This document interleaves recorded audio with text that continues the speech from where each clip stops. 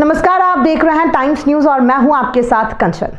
कल रात ICC champions trophy की जीत के बाद महू में जश्न के दौरान दो गुटों के बीच हुई झड़प ने इलाके में तनाव बढ़ा दिया। ये घटना महू के जामा मस्जिद के पास उस समय घटी जब दोनों गुटों में विवाद बढ़ गया, जो बाद में हाथापाई और पथराव में तब्दील हो गया। जानकारी के अनुसार विवाद रमजान के दौरान इबादत करने की प्रक्रिया और आतिशबाजी को लेकर हुआ था, जिसे लेकर दोनों पक्षों में तीखी बहस शुरू हो गई थी, जिसमें झड़प के बाद दोनों गुटों ने एक दूसरे पर पथराव करना शुरू कर दिया, जिससे माहौल गर्म हो गया। घटना के बाद ग्रामीण पुलिस की भारी तैनाती की गई और परिस्थिति को नियंत्रण में लाने के लिए पुलिस ने तुरंत इलाके में कदम बढ़ाया। कलेक्टर, ग्रामीण एसपी और डीआईजी मौके पर पहुंचकर स्थिति को संभालने में जुट गए। प्रशासन ने शांति बनाए रखने के लिए तत्परता से काम किया और इलाके को फिर से शांत कर दिया।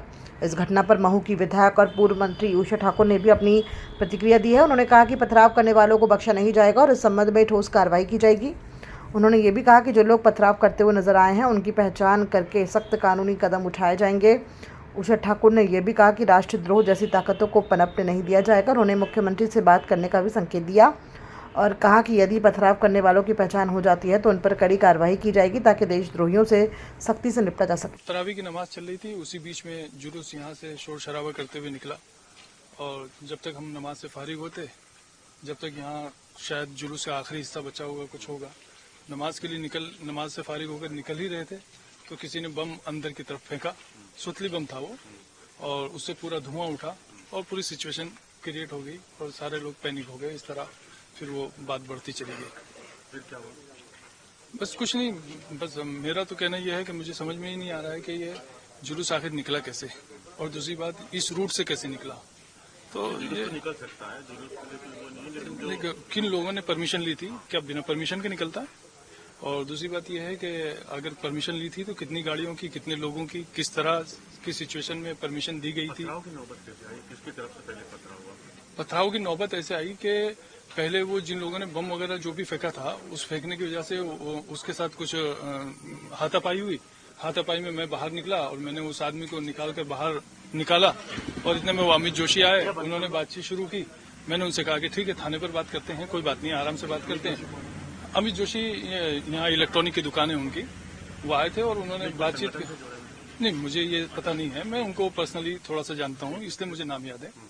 तो उसके बाद उन्होंने यहाँ से वो गए और वहाँ से वो वहाँ पहुंचे होंगे और उसके बाद उधर से पथराव शुरू हुआ।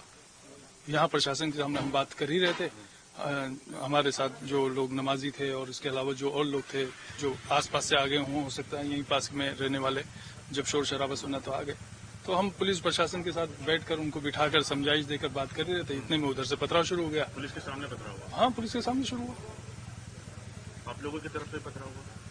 वो तो फिर होना ही था, फिर क्यों नहीं होगा? शुरू ही उधर से हुआ है तो फिर पब्लिक तो पब्लिक है, जनता तो जनता होती है। कितने लोग घायल हुए?